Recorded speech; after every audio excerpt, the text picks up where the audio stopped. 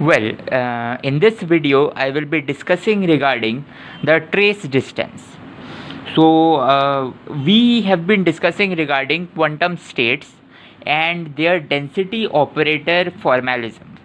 So, in quantum information theory, most of the time, what is useful is that we use density operators to describe the state, which is a positive definite operator. That means that if you perform a spectral value decomposition, that is, you try to diagonalize this operator, it will turn out that the diagonal values will be greater than 0 and less than equal to 1, such that trace of this is 1. So the trace being 1 is just the normalization condition. So today we will be talking about how two density operators sigma and rho, how two density operators can be said to be distinguishable in terms of the trace distance. So it is one of the thing that captures the information difference between these two operators.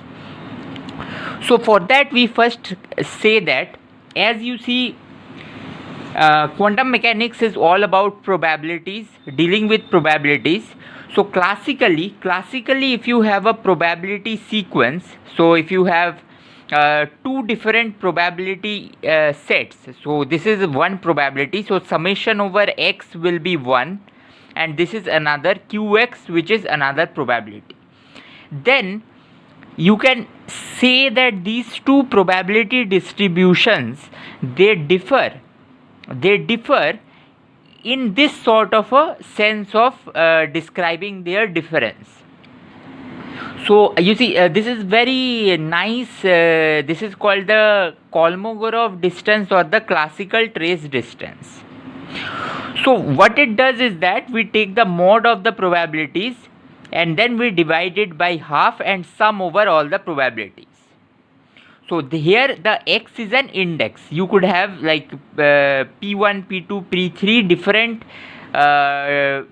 different events occurring with different probability over a sample space. So why is this a distance? So why distance? You see, because in some sense it is a metric. So in a very crude way, what does a metric need to satisfy is that it must be symmetric, which is brought about by this mod, because the minus sign will be unseen by this operation. So it needs to be symmetric for a probability such that qx equal to px, it must be 0. So it must be non-degenerate, and then it must satisfy the triangle inequality. So Kolmogorov distance satisfies all these inequalities, all these properties, and hence it can be truly called as a metric.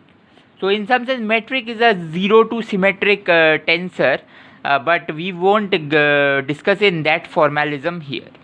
So that tensor also satisfies actually these properties. So let's move on. Now you see, if instead of qx, if you write qx to be px, this will be 0. So now moving on, now we will be discussing the trace distance, which discussed it in the classical way. We will now be talking about what is trace distance of two quantum states. So let us perform a small work calculation. So you see, if you have two quantum states, suppose rho and sigma, two quantum states, and if they are both diagonalizable in the same basis, what does that mean is that rho is of the form of lambda 1, lambda 2 dot dot, and sigma is of the form of sigma 1, sigma 2 dot dot dot.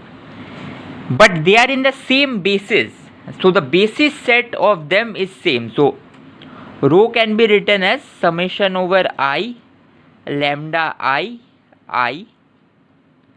Sigma can be written as summation over I lambda I. Then you see, if I just collect these spectral values, these spectral eigenvalues, what you must observe is that rho can be written as a classical probability distribution lambda 1 lambda 2 up to lambda n, where n will be the dimension of the Hilbert space, and sigma similarly sigma 1 sigma 2 sigma n. So whatever trace distance for the quantum case we choose, it must always guarantee that finally, if they are diagonalizable in the same basis, I can finally express that trace distance in terms of Kolmogorov distance. So it must get reduced to the classical property. As with every quantum property, the quantum property must lead to proper classical results. So with that in mind, we define the trace distance in this way: half of trace rho minus sigma mod, where this mod is an operator norm. It's an operator norm defined as I have written here, root of A conjugate A. So once you have this definition, now you can quickly check that if rho and sigma are diagonalizable in a same basis, then this mod will essentially be the mod described in this fashion will be picking up only the values in the diagonal of the matrix. So why would that be? Is because here you see we have trace of this part. Now trace of this part by definition will be under root of A dagger A, and then it's not hard to see that if you have lambda 1 lambda 2 as is one matrix, and then you have sigma 1 sigma 2 as other matrix, finally you will get lambda 1 minus sigma 1 lambda 2 minus sigma 2 0 0. Now what is the operator norm of this matrix?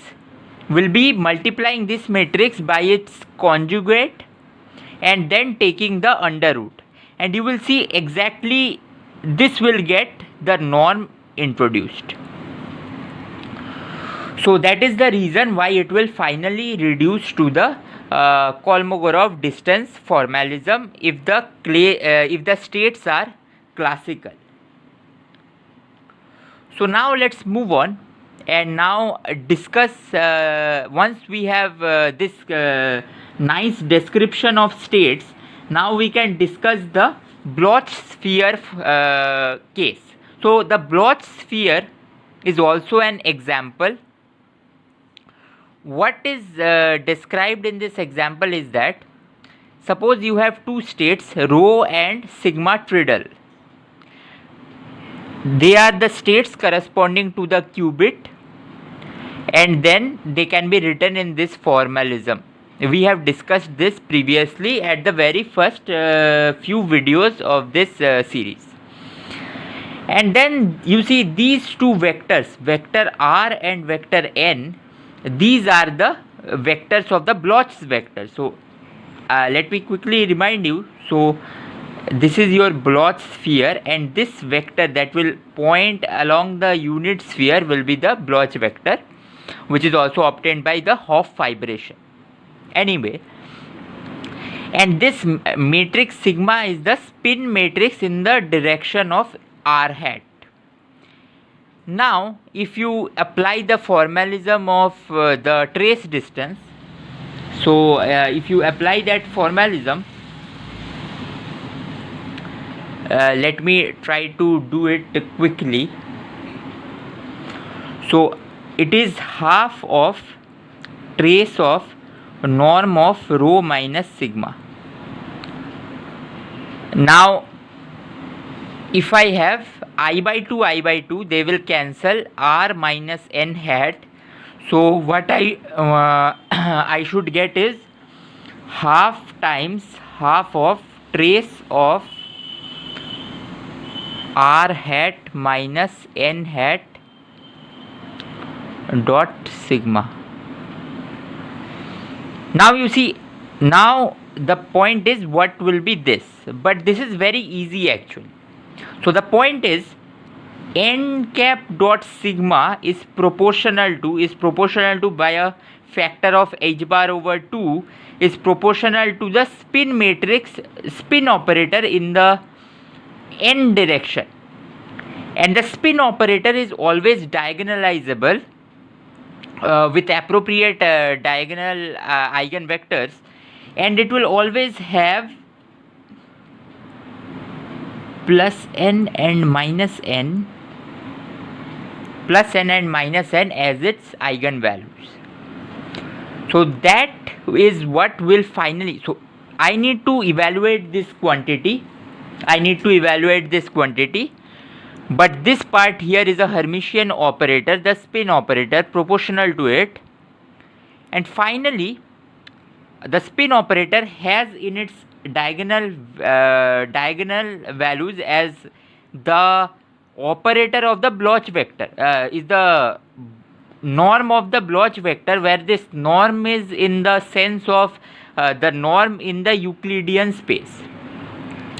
And hence you see the distance between, so the distance, let's discuss it once more. So geometrically what it means is that you have a space x, y. So these are this is not x, y, z are the these are the Euclidean coordinates, but when you draw a Bloch sphere, these are not the x, y, z that you know of. You will get z plus here, z minus here, and they will be actually two orthonormal set of vectors.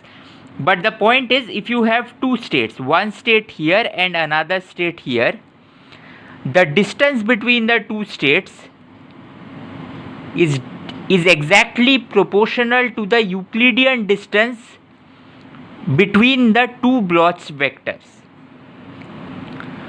So this is what the Bloch picture shows here, that you see.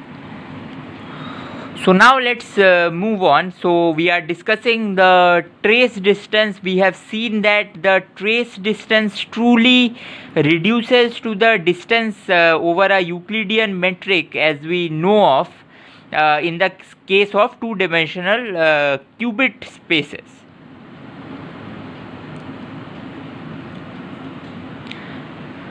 So now in the next video I will be talking about the further characterization of these states. That's all for this video. I think it was quite condensed way to describe the metric and the Kolmogorov distance. So we must always, what is important is that to understand, we are trying to distinguish two states based on their probabilities. So two quantum states based on their information content are different. In what form? There is also one more distance. So the basic point is that if you think of it, if you have a sphere and you have 2 points on the sphere, you can calculate the distance by directly joining the 2 points, and this line will not lie on the sphere because the sphere is a curved surface, but also you can join the two spheres by a geodesic that runs along the diameter. So you see, we can either, between 2 points in the qubits case, we could have either joined them straight, and that is the Euclidean metric, or we can say that this arc is actually a measure of the distance between them. This arc formalism leads to something called as fidelity.